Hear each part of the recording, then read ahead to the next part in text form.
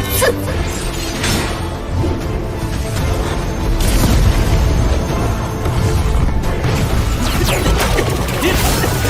看来你还不太熟悉叶改领域。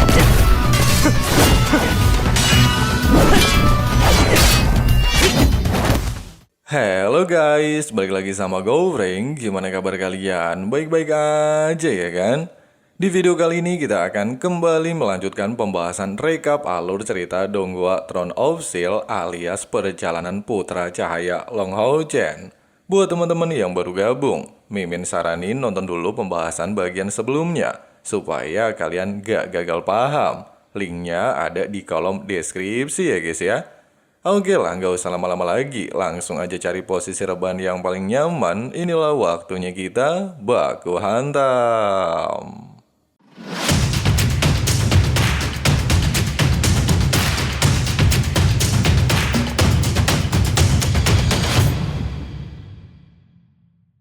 Mengetahui jika teknik yang digunakan Hao Chen sangat mirip dengan Master Xingyu, secara paksa Yang Wenzhou menggunakan teknik serangan naga untuk melawannya. Namun sayang, dikarenakan saat ini kekuatan Hao Chen mengalami peningkatan berkat teknik pengorbanan. Teknik yang digunakan Yang Wenzhou tidak berdampak signifikan untuk menahan semua serangan Hao Chen, bahkan membuatnya dalam posisi yang tidak menguntungkan. Oleh sebab itu, Wenzhou segera menggunakan tungku suci miliknya untuk memblokir semua serangan Hao Chen.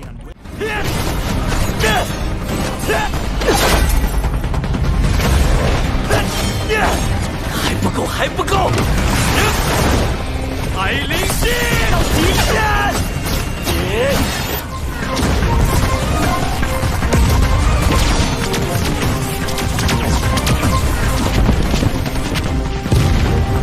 还差一点，不能放弃！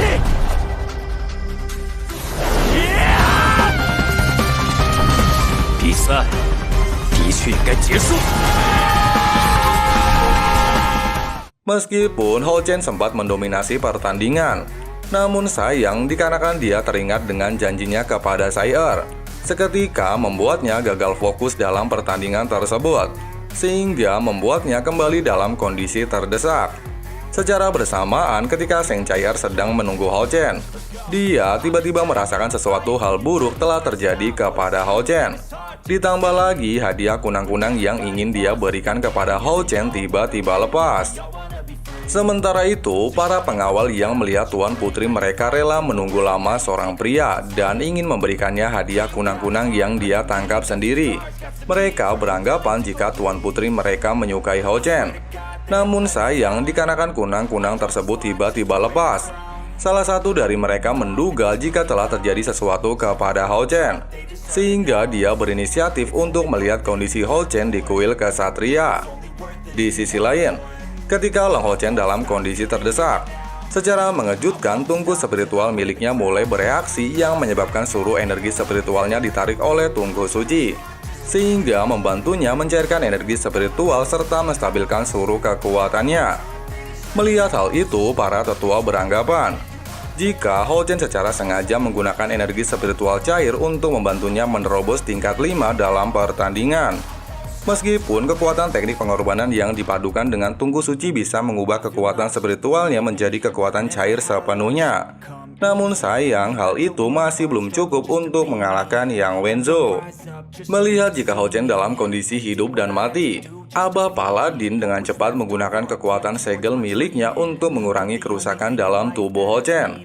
Sementara itu, mengetahui jika muridnya tidak mampu lagi melanjutkan pertandingan bahkan tidak sadarkan diri, Ye Hua segera memasuki arena untuk menyelamatkan Hao Chen.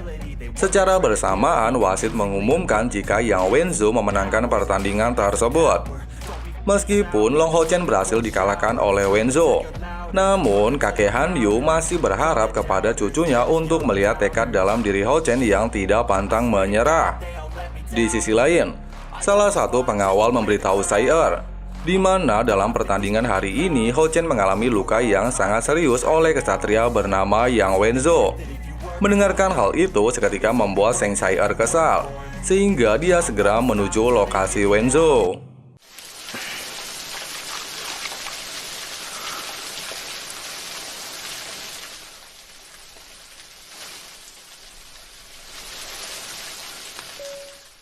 Beberapa saat kemudian, Yang Wenzo terlihat masih terngiang-ngiang pasca pertarungannya dengan Long Hao Chen, di mana dalam pertandingan tersebut meskipun Hao Chen berada di posisi terdesak bahkan hampir membuatnya tewas.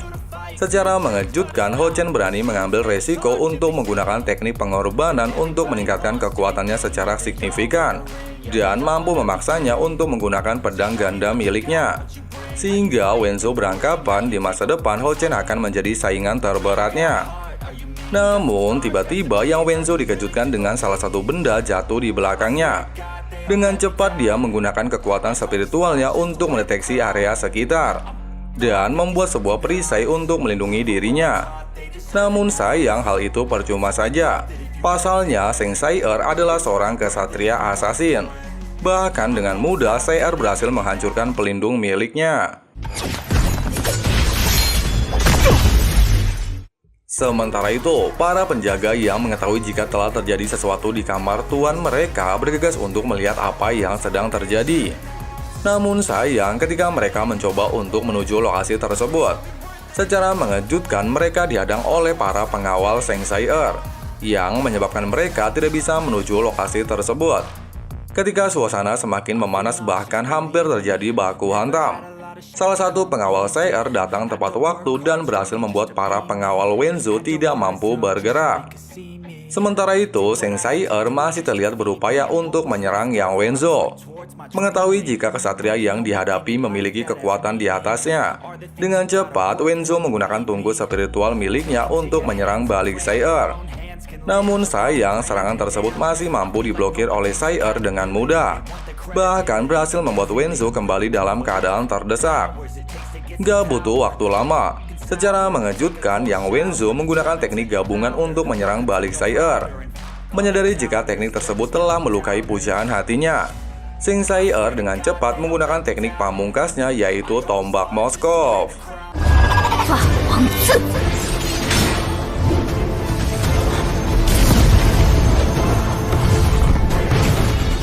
Melihat jika serangan tersebut lagi-lagi berhasil diblokir oleh Seng Sai-er, Wenzo mengatakan apa yang sebenarnya dia inginkan. Mengetahui jika Hao Chen telah terluka oleh tungku miliknya, Seng Sai-er tanpa belas kasih secara mengejutkan menggunakan tungku roh suci miliknya untuk menghancurkan tungku suci milik Wenzo. Dalam waktu singkat, salah satu serangan yang dilancarkan berhasil mengenai tubuh Wenzo. Meskipun mereka berdua berasal dari 6 kuil utama, namun Seng Sai-er masih kekeh ingin membuat Wenzo mengalami luka yang sama seperti yang sudah dia lakukan kepada Hao Chen.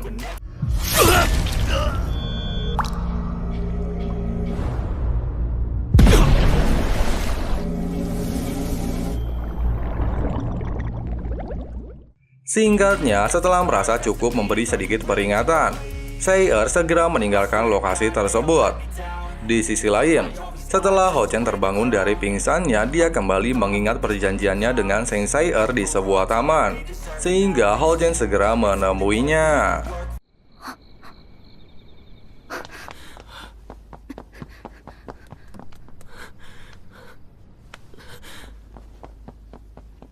Setelah mengetahui kejadian tersebut, Han Xian segera melihat kondisi Wenzo dan menanyakan siapa yang sudah melukainya. Salah satu pengawal mengatakan, berdasarkan luka di tubuh Wenzo dan senjata yang digunakan pelaku, kemungkinan besar dia berasal dari kuil Assassin. Mendengarkan hal itu, Han Xian lantas bergegas menuju kuil Assassin. Sementara itu, di gerbang kuil Assassin, salah satu komandan kuil kesatria yang tidak terima atas insiden yang dialami Yang Wenzo tiba-tiba memerintahkan pasukannya untuk menyerang balik para pengawal Assassin. Di sisi lain, Sui Feng mendapatkan informasi jika ketua Han Xian sedang menuju kuil Assassin, sementara dirinya akan mencoba mengurus pasukan kuil kesatria yang tiba-tiba menyerang.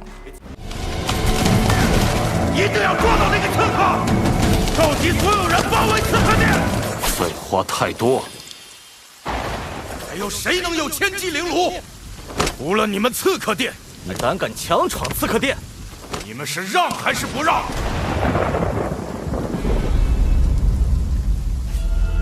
拿下他们！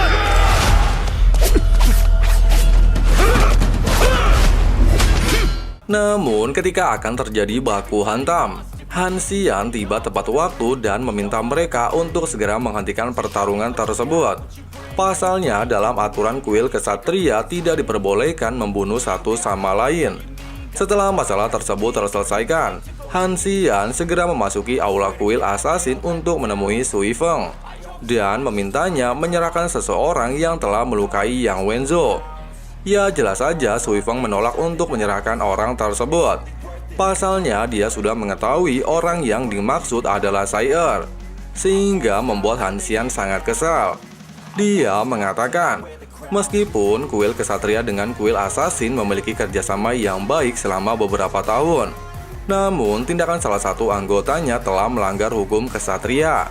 Bahkan hal itu tidak layak dianggap sebagai seorang pejuang dalam medan perang. 残海同胞，绝不是恃强凌弱，就该明白这一身力量从何而来，生死存亡就在眼前。我的回答都是一样的，不交。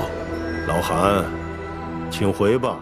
Dikarenakan Sui Feng tetap kekeh gak mau nyerahin Sai Er kepadanya, Abah Han Xian berniat untuk meminta bantuan seluruh aliansi kuil demi mengurus hal itu dan tidak peduli dengan latar belakang orang tersebut. Menyadari jika masalah ini semakin rumit, Sui Feng segera menghampiri Han Xian dan mencoba untuk memberitahunya tentang identitas Seng Chai Er. Namun dengan syarat, Abah Han Xian harus bersumpah untuk tidak membocorkannya kepada siapapun. Tanpa basa-basi, Han Xian langsung menyetujui syarat tersebut dan melakukan sumpah kesatria. Sui Feng menjelaskan, 3000 tahun yang lalu terlahir seorang kesatria di kuil assassin yang memiliki kekuatan spiritual bawaan 91 poin, yang dijuluki sebagai anak reinkarnasi, memiliki bakat dan kekuatan di atas rata-rata. Bahkan dikatakan orang tersebut pernah menghadapi Kaisar Dewa Iblis, yang menyebabkan perang besar dimulai pada waktu itu. Meskipun dia mati dalam pertarungan, namun dia juga berhasil meninggalkan luka pada Kaisar Dewa Iblis. Singkatnya, setelah 3000 tahun ini, umat manusia tidak pernah melahirkan seseorang jenius. Namun secara mengejutkan terlahir seorang wanita suci reinkarnasi yaitu Seng Chai Er, memiliki kekuatan spiritual bawaan 100 poin, yang menandakan jika Sai Er adalah seorang legendaris. Ya jelas saja mendengarkan hal itu membuat Abah Han Xian benar-benar terkejut. Meskipun Seng Chai Er dijuluki sebagai kesatria reinkarnasi yang belum selesai, namun Sui Feng sangat yakin bahwa gadis tersebut akan menjadi harapan bangsa bagi seluruh umat manusia melawan seluruh iblis di muka bumi. Meskipun begitu, Han Xian ini masih terlihat kesal. Kenapa kuil assassin tidak mengajari sopan santun kepada Seng Chai Er, yang digadang-gadang adalah harapan bagi umat manusia, bahkan secara sengaja menggunakan kekuatannya untuk melukai anggota kuil kesatria. Apakah gadis tersebut layak memimpin seluruh umat manusia di masa depan? Dan bagaimana bisa dia menyelamatkan nyawa jutaan manusia dengan perilakunya yang seperti itu? Sui Feng menegaskan, demi menjadi wanita suci reinkarnasi dan menjadi tulang punggung di kuil assassin, Seng Chai Er rela mengorbankan seluruh indera pada tubuhnya agar menjalani ujian assassin menjadi seorang reinkarnasi. Dan pada saat bersamaan, Chai Er menemukan cahaya kehidupannya yaitu seorang pemuda bernama Long Hao Chen. Itulah sebabnya kenapa saat ini Seng Chai Er membuat kesalahan kepada Yang Wenzo, dan dia juga tidak bisa menyalahkannya. Sehingga kuil assassin lah yang akan bertanggung jawab atas masalah tersebut. Setelah perdebatan panjang dan mengerti tentang penderitaan Chai Er, Abah Han Xian kembali teringat dengan cucunya, di mana dia juga telah meminta Han Yu untuk menjadi pengawal Hao Chen, namun sayang Han Yu menolak ucapan tersebut. Setelah merasa cukup dengan penjelasan Sui Feng, Abah Han Xian dengan berat hati kembali mengatakan, di mana jika dia mendengar kabar atau mengetahui jika Seng Chai Er melukai aliansi lain, maka dia tidak akan segan-segan untuk memberinya hukuman. Kemudian Abah Han Xian segera meninggalkan lokasi tersebut dan membawa seluruh pasukannya. Beberapa saat kemudian, ketika Chai Er sedang berada di kamar Hao Chen, dia mendapatkan informasi dari pengawalnya, di mana guru Hao Chen bersama kakaknya juga terlihat sedang mencari keberadaan Hao Chen, namun tidak menemukan jejaknya. Ya, jelas saja mendengarkan hal itu bikin Sai-er khawatir dan bergegas untuk mencari keberadaan Hao Chen. Di sisi lain, terlihat Hao Chen masih berjalan dengan penuh penyesalan karena telah melanggar janjinya untuk bertemu pujaan hatinya sambil mengingat kenangan mereka berdua. Sedangkan Sai-er masih berusaha untuk mencari tahu keberadaan Hao Chen yang entah di mana, sehingga dia terus berlari sambil mengikuti kunang-kunang.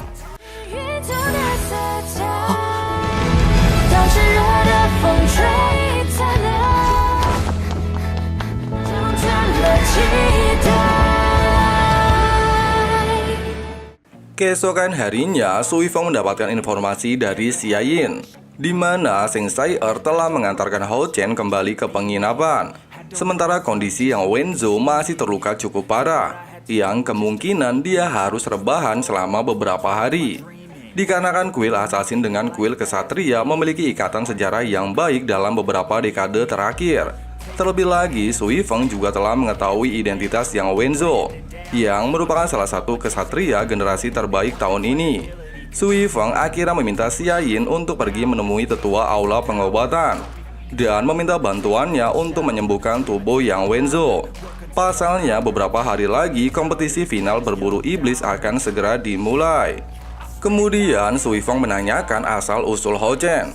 Xia Yin menjelaskan, ketika mereka berdua masih kecil alias bocil, Hao Chen secara tidak sengaja melihat Sai-er diserang oleh beberapa monster serigala, sehingga dia mencoba untuk menghadapi monster tersebut dan membantu Sai-er. Terlebih lagi, jika bukan karena bantuan dari Hao Chen, kemungkinan besar Sai-er tidak akan hidup sampai saat ini. Bahkan semenjak kejadian tersebut, Sai-er secara sukarela kembali ke kuil assassin untuk mengikuti ujian menjadi reinkarnasi orang suci. Tapi sayang, Xia Yin tidak mengetahui hubungan antara mereka. Meskipun Hao Chen sampai saat ini belum mengetahui identitas asli Seng Sai-er, namun Xia Yin memastikan jika Hao Chen sudah memperlakukan Sai-er dengan sangat tulus. Mendengarkan hal itu, Su Yifeng lantas menarik kesimpulan, di mana Sai-er sudah menganggap Hao Chen sebagai cahaya bagi dirinya. Namun, Su Yifeng juga takut jika hubungan mereka akan terseret ke dalam jurang abadi. Pasalnya, hubungan di antara kesatria pasti akan memiliki konsekuensi yang tidak terduga di masa depan. Meskipun mereka berharap Hao Chen bisa menghilangkan sisi kegelapan dalam hati Sai-er, namun tetap saja semua kesalahan yang terjadi adalah kesalahan Sai-er, yang menandakan jika kuil assassin tidak bisa mengurusnya dengan baik. Oleh sebab itu, Su Yifeng meminta Xia Yi untuk terus tinggal bersama Sai-er dan terus mengawasinya. Sementara dirinya akan menemui Yang Wenzhou untuk meminta maaf kepadanya secara pribadi. Di sisi lain, Hao Chen terlihat bermimpi bertemu dengan Long Xingyu, yang mengucapkan selamat kepadanya karena sudah menjadi kesatria tingkat 5. Namun, meskipun begitu, kekuatan tersebut masih belum cukup, sehingga dia meminta Hao Chen untuk menyerangnya dengan kekuatan penuh. 看来你还不太熟悉夜海领域。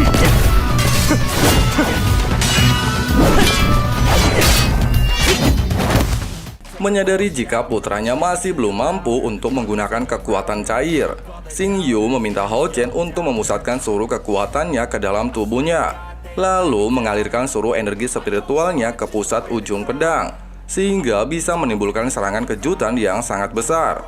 Singkatnya, setelah dirinya berhasil menguasai energi cair dan telah layak menjadi kesatria tingkat 5, Hao Chen berjanji kepada Xingyu untuk secepatnya naik ke tingkat 7, sehingga dia bisa segera bertemu dengan ibunya. Meskipun Xingyu sangat percaya dengan ucapan dan bakat Hao Chen, namun dia menjelaskan jika tingkat 5 adalah tingkat pemula bagi seorang kesatria, sehingga menandakan jika Hao Chen masih memiliki perjalanan yang sangat panjang, di mana jika Hao Chen berhasil mencapai tingkat 6, dia akan memiliki kekuatan spiritual untuk terbang. Sedangkan di tingkat 7, Hao Chen akan memiliki tubuh cahaya yang akan selalu menjaganya.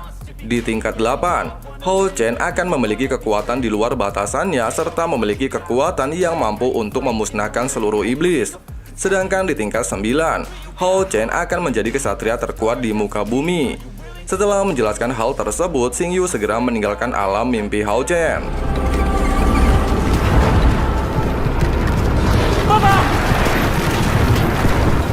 你永远都是爸爸的骄傲。 Setelah terbangun, Hao Chen melihat sebuah tulisan yang ditinggalkan oleh Zheng Zai'er, di mana dia mengatakan jika mereka berdua akan segera kembali bertemu di babak final nantinya. Namun tiba-tiba ternyata kedatangan Yehua ke kamar Hao Chen bertujuan untuk memberitahunya jika upacara pengundian kompetisi final berburu iblis akan diselenggarakan besok pagi. Pasalnya, Hao Chen telah tertidur selama 3 hari.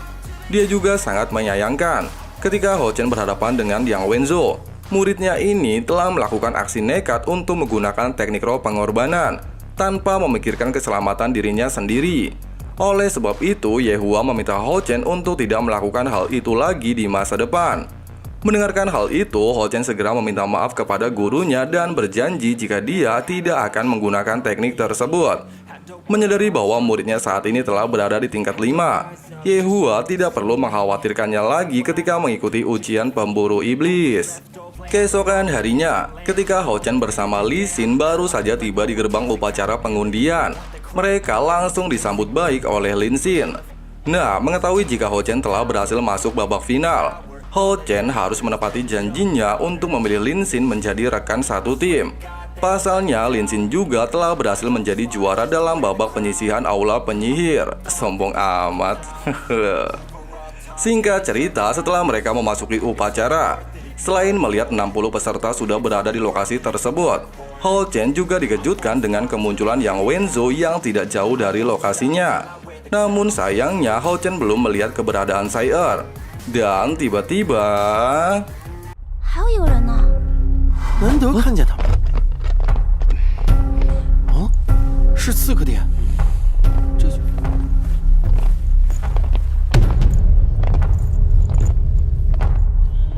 彩儿怎么会在这里出现？准备！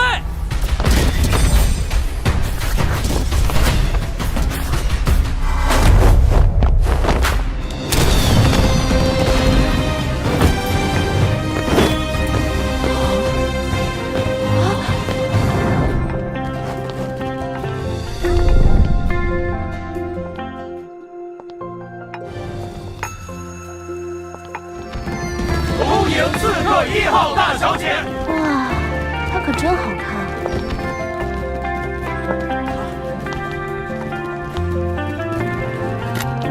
是他。 Mengetahui jika Zai'er ternyata berasal dari kuil assassin sempat membuat Hao Chen terlihat sangat sedih. Namun berbeda dengan Wenzhou yang melihat kemunculan Zai'er, dia tiba-tiba teringat dengan perkataan Bahan Xian, di mana kuil assassin telah secara sengaja meminta bantuan kepada aula pengobatan untuk menyembuhkan lukanya.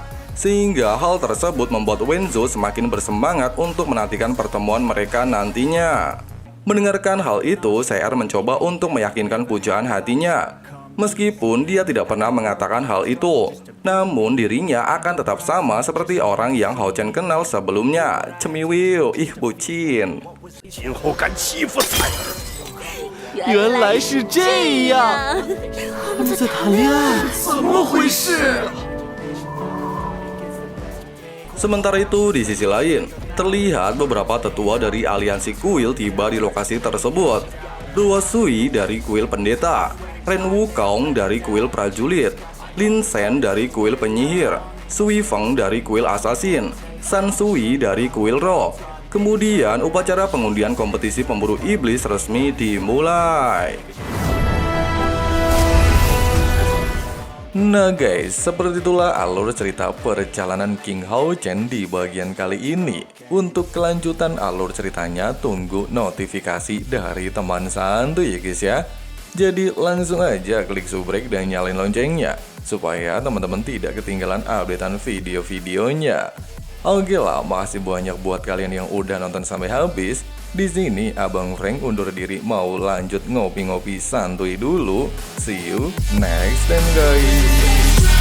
Got a fine little body and her mind's kinda naughty. They say that once you taste it, you cannot replace it. She could get you high, all the dopamine inside triggers fast once she's naked. Her body's a creation. They say the devil made her for his entertainment, but even he couldn't learn how to contain it. Her high heels make a damn good statement. There is no replacement, a body by Satan. She got a bad little waist, and we tearing down this place. Off the liquor that we chase, got some egos to the face. Baby, I don't need no space, coming closer for a taste, and I'll show you how I make everything just fade away. Cause she's like sex, drugs, cocaine, body so